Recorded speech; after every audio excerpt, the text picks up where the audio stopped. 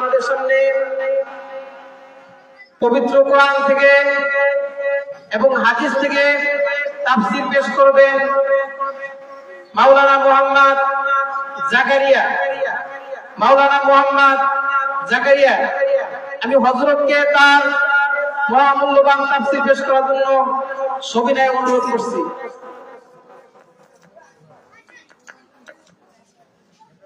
السلام عليكم ورحمة الله وبركاته. الحمد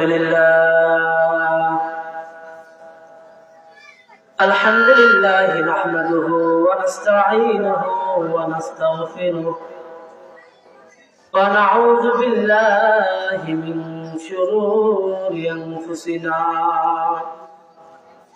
ومن سيئات أعمالنا ونشهد أن لا إله إلا الله وحده لا شريك له ونشهد أن سيدنا وسندنا وحبيبنا ومولانا محمد أما بعد فأعوذ بالله من الشيطان الرجيم بسم الله الرحمن الرحيم إنه لقرآن كريم.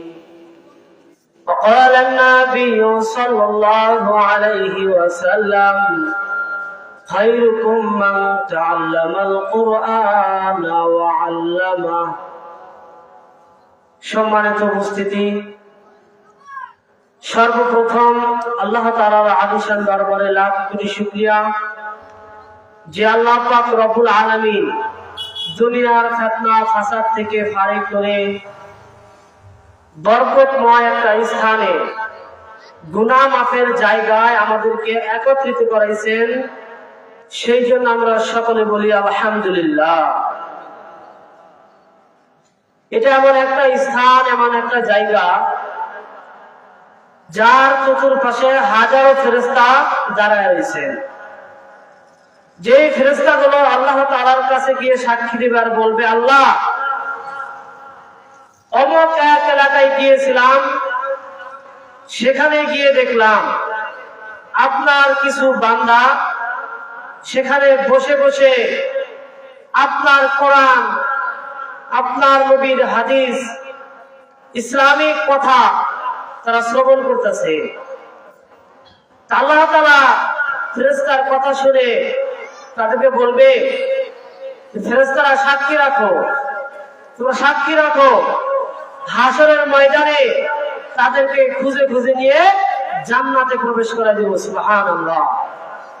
এমন একটা বরকতময় স্থানে এখন আমরা যারা আসতে পারি নাই, আশেপাশে বাড়িতে রাস্তাঘাটে বসে আছি, সময়কে অপচয় না করে অতি শীঘ্রই আমরা ইসলামী মহাসম্মেলনের ভিতরে যোগদান করি ইনশাআল্লাহ।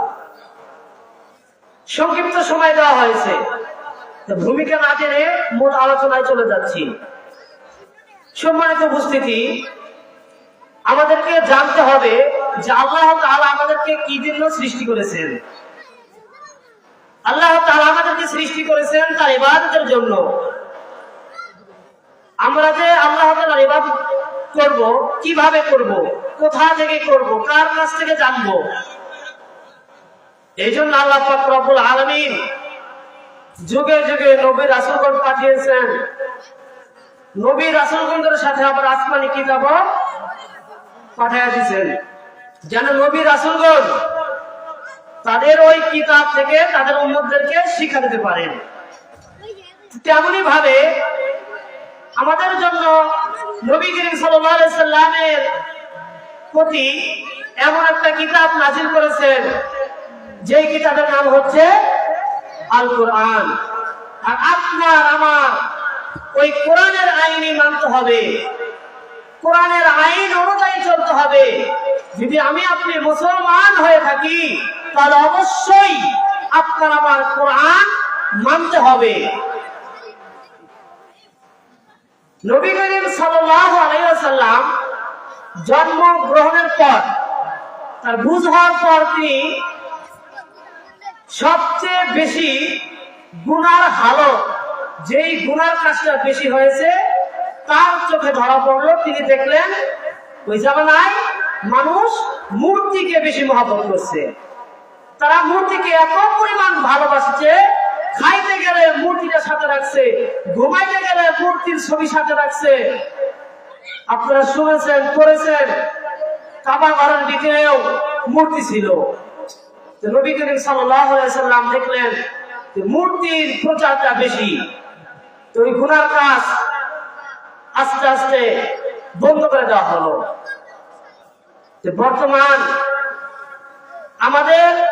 বর্তমান যেই গুনার প্রচলনটা বেশি, ওই মূর্তির মতোই আমাদের গুনার প্রচলনটা বেশি হয়েছে। কিন্তু আস্তে আস্তে আল্লাহ তাআলার রহমতে কি হয়েছে, বন্ধ হয়েছে। নবীজির একটা হাদিস আছে যে ওই ঘরে, ওই স্থানে আল্লাহর রহমতের ফেরেশতা যায় না, প্রবেশ করে না, যেখানে জীব জন্তু অথবা কুকুরের ছবি থাকে। এখন আপনার আমার ভিতরে আল্লাহ তাআলার রহমতের ফেরেশতা কেন নাই জানেন? কখনো কি খেয়াল করে দেখেছেন? আপনার আমার ভিতরে, আপনার আমার দেশে, ঘরে, এলাকায় কেন রহমত নাই? আল্লাহ তাআলার ভালোবাসার রহমত কেন নাই? এইটা হলো ইহুদিদের একটা বড় চক্রান্ত। ইহুদি নাসারা খ্রিস্টানরা যখন দেখলেন নবীজির এই হাদিস, যখন তারা রিসার্চ করে দেখলেন যেখানে জীব জন্তুর মূর্তি রাখা হবে এমন স্থানে আল্লাহ তাআলার রহমতের ফেরেশতা আসবে না, তখন তারা মূর্তি বানানোর বুদ্ধি দিয়ে দিলেন। যেমনটা ইতিপূর্বে ছিল আমাদের দেশে, কিন্তু রাস্তাঘাটে, ঘরে, দরজায় বাপ দাদার ছবি লাগা রাখছিল না? কিন্তু এখন নাই, এখন আর নাই।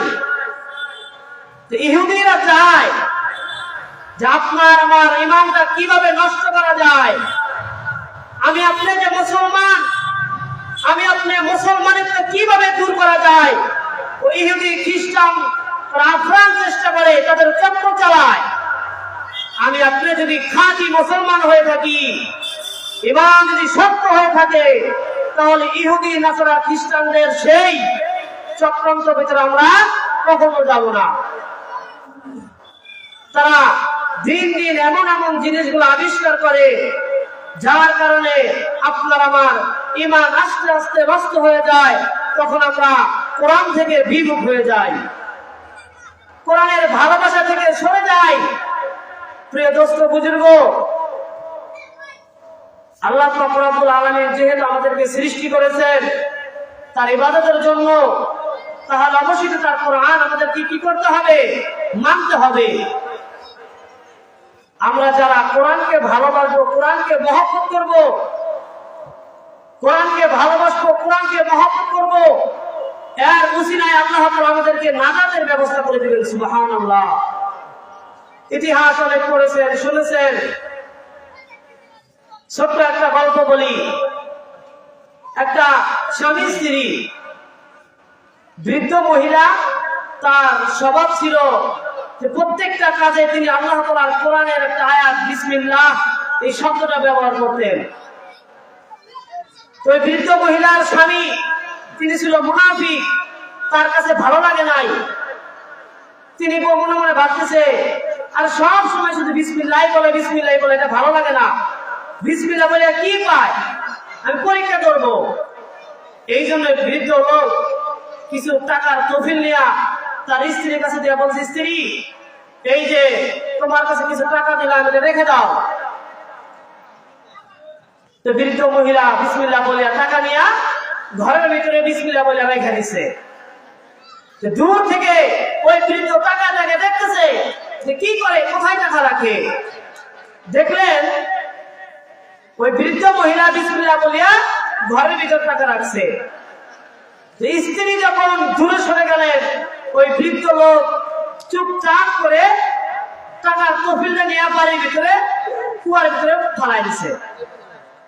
ফালাই দেওয়ার পর কিছুদিন পরে এসে বলতেছে, স্ত্রী তোমার কাছে যে আমি টাকা রাখছিলাম ওই টাকার তহবিল আমাকে দিয়ে দাও। স্ত্রী তো আর জানে না যে টাকার তহবিলটা ফালাই দিছে,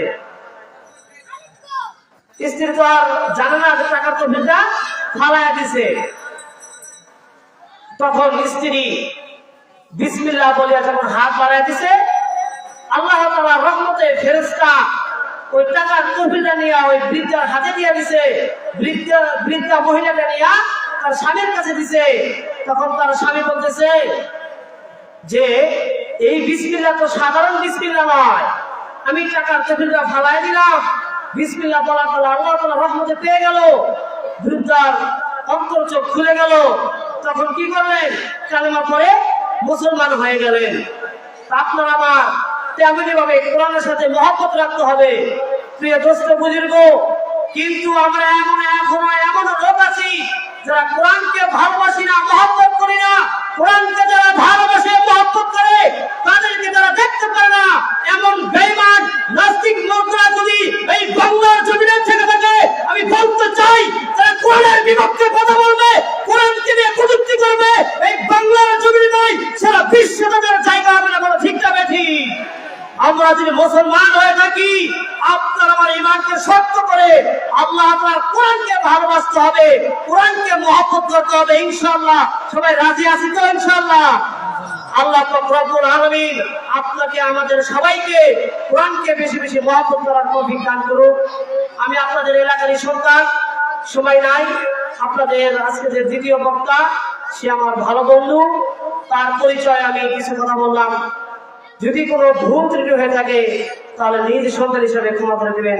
আসসালামু আলাইকুম ওয়া রাহমাতুল্লাহি ওয়া বারাকাতুহু।